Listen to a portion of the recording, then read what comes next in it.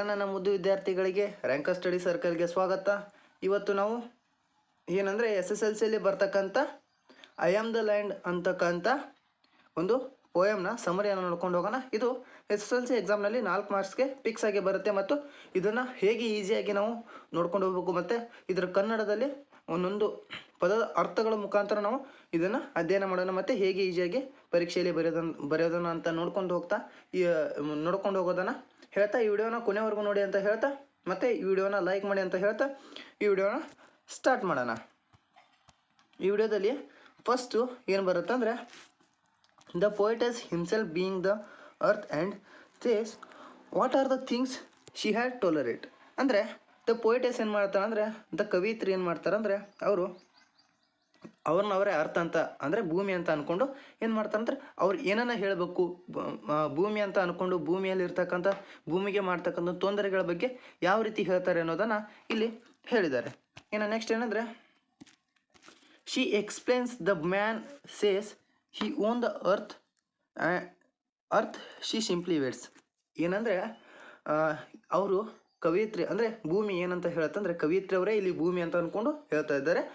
ಭೂಮಿ ಏನಂತ ಹೇಳುತ್ತಂದರೆ ವ್ಯಕ್ತಿಗಳು ಅಂದರೆ ಮನುಷ್ಯ ಏನು ಮಾಡ್ತಾನೆ ಅಂದರೆ ಭೂಮಿನ ಅನ್ನೋದು ನಾನು ಅದನ್ನು ಕೊಂಡು ತೊಗೊಂಡಿದ್ದೀನಿ ಅಂತ ಹೇಳಿದ್ರು ಭೂಮಿ ಏನು ಮಾಡುತ್ತಂದರೆ ಅದಕ್ಕೋಸ್ಕರ ಏನು ಮಾಡುತ್ತಂದರೆ ಸಿಂಪ್ಲಿ ವೇಟ್ಸ್ ಆದ್ರೂ ಅದು ತಾಳ್ಮೆಯಿಂದ ಇರುತ್ತೆ ಅಂತ ಇಲ್ಲಿ ಹೇಳಿದ್ದಾರೆ. ಇನ್ನು ನೆಕ್ಸ್ಟು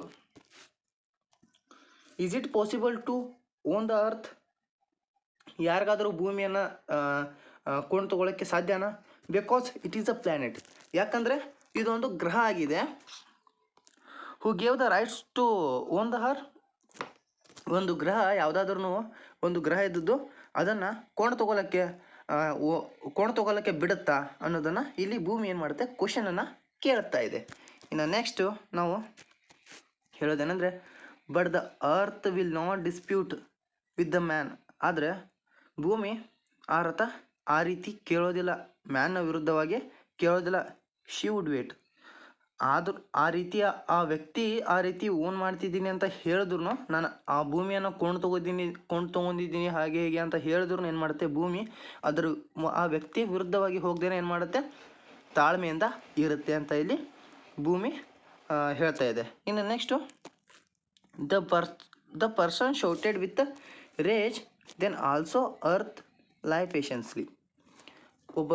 ಆ ವ್ಯಕ್ತಿ ಏನು ಮಾಡ್ತಾನಂದರೆ ಭೂಮಿಯ ವಿರುದ್ಧವಾಗಿ ಕ್ರೌರ್ಯದಿಂದ ಏನು ಮಾಡ್ತಾನೆ ಚೀರಾಡ್ತಾನೆ. ಆದ್ರೂ ಭೂಮಿ ಏನಿರುತ್ತೆ ಸೈಲೆಂಟಾಗಿ ತಾಳ್ಮೆಯಿಂದ ಇರುತ್ತೆ ಅಂತ ಇಲ್ಲಿ ಹೇಳ್ತಾರೆ. ಇನ್ನು next he says that he bought her still he waits. ಅವನು ಏನಂತ ಹೇಳ್ತಾನಂದರೆ ನಾನು ಅದನ್ನು ಭೂಮಿಯನ್ನು ಕೊಂಡು ತೊಗೊಂಡಿದ್ದೀನಿ ಅಂತ ಹೇಳಿದ್ರು ಭೂಮಿ ಅಂದರೆ ಶಿ ಅಂದರೆ ಇಲ್ಲಿ ಯಾರಂದರೆ ಲ್ಯಾಂಡ್ ಅಂತ ಹೇಳ್ತಾರೆ. ಆದ್ರೂ ಭೂಮಿ ಏನು ಮಾಡುತ್ತೆ ಅಂದರೆ ತಾಳ್ಮೆಯಿಂದ ವೇಟ್ ಮಾಡುತ್ತೆ ಅಂತ ಇಲ್ಲಿ ಹೇಳ್ತಾ ಇದ್ದಾರೆ. The man would exploit her making muddy holes and the lights of the parking vehicle but she would stare at this things. ಏನು ಮಾಡ್ತಾನಂದರೆ ಆ ವ್ಯಕ್ತಿ ಏನು ಮಾಡ್ತಾನಂದರೆ ಎಕ್ಸ್ಪ್ಲಾಯ್ಟ್ ಹರ್ ಮೇಕಿಂಗ್ ಆ ಭೂಮಿಯನ್ನು ಹಾಳು ಮಾಡ್ತಾ ಇದ್ದಾನೆ. ಹೇಗೆಂದರೆ ಆ ಭೂಮಿಯಿಂದ ಏನು ಮಾಡೋದು ಹೋಲ್ಸ್ ಅಂದರೆ ರಂಧ್ರಗಳನ್ನು ತೆಗೆದುಬಿಟ್ಟು ಏನು ಮಾಡ್ತಾನೆ ಅಂದರೆ ಪಾರ್ಕಿಂಗ್ ಲೈಟ್ ಇರುತ್ತಲ್ಲ ಪಾರ್ಕಿಂಗ್ ಲೈಟ್ಗಳನ್ನು ಅಲ್ಲಿ ಹಾಕ್ತಾ ಇದ್ದಾನೆ. ಆದ್ರೂ ಆ ಭೂಮಿ ಇದ್ದದ್ದು ಏನು ಮಾಡ್ತಿದೆ ದಿಟ್ಟಿಸಿ ನೋಡ್ತಾ ಇದೆ.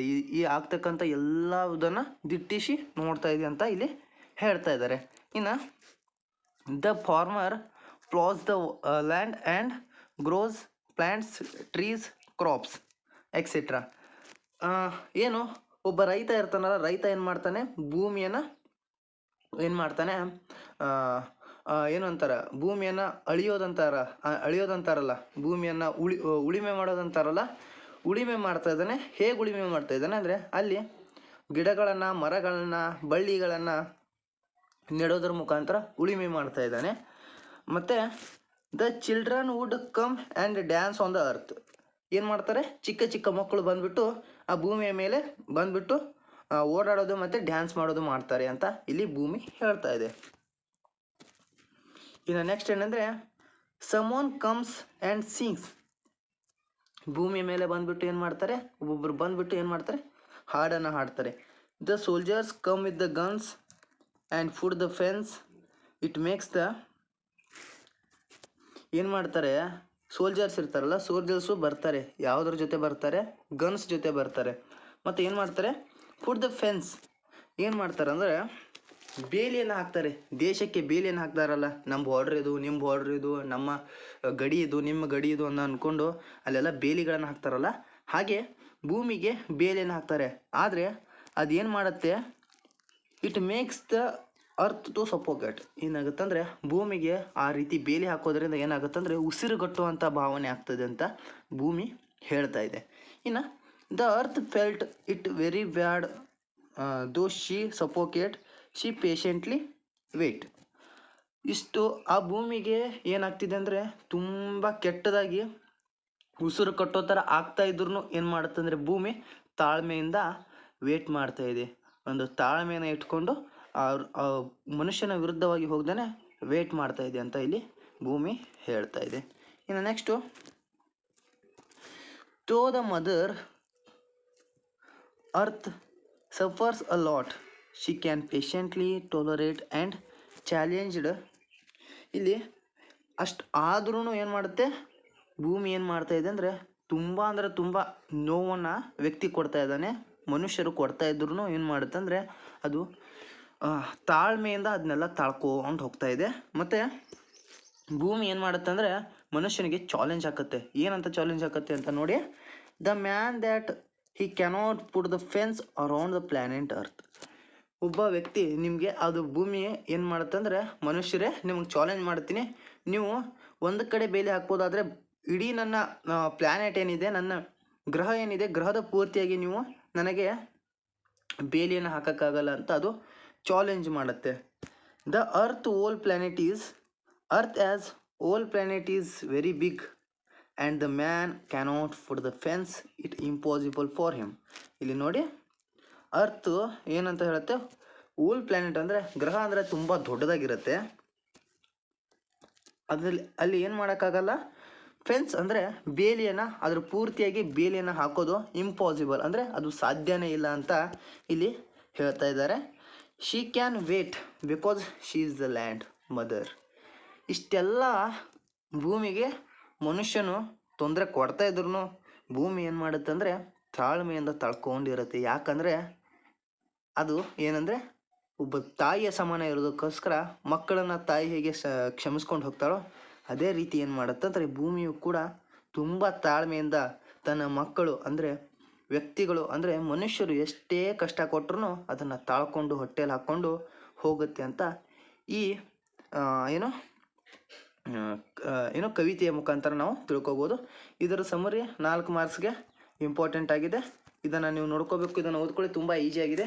ಇದನ್ನು ಒಂದು ಸರಿ ಓದ್ಕೊಳ್ಳಿ, ಇದನ್ನು ಈ ರೀತಿ ಮಾಡ್ತೀನಿ, ಸ್ಕ್ರೀನ್ಶಾಟ್ ತೊಗೊಳ್ಳಿ, ಮತ್ತು ಇನ್ನೊಂದು ಸರಿ ಇದನ್ನು ಚೆನ್ನಾಗಿ ಓದ್ಕೊಳ್ಳಿ. ಇದರ ಅರ್ಥ ಹೇಳಿದ್ದೀನಿ, ಇದರ ಅರ್ಥದ ಮುಖಾಂತರ ನೀವು ಬರೆಯೋಕ್ಕೆ ತುಂಬ ಈಸಿ ಆಗುತ್ತೆ ಅಂತ ಕನ್ನಡದಲ್ಲಿ ಚೆನ್ನಾಗಿ ಎಕ್ಸ್ಪ್ಲೇನ್ ಮಾಡಿದ್ದೀನಿ. ತುಂಬ ಅಷ್ಟೇನು ಜಾಸ್ತಿ ಟಫ್ ಇಲ್ಲ, ತುಂಬ ಈಸಿಯಾಗಿದೆ.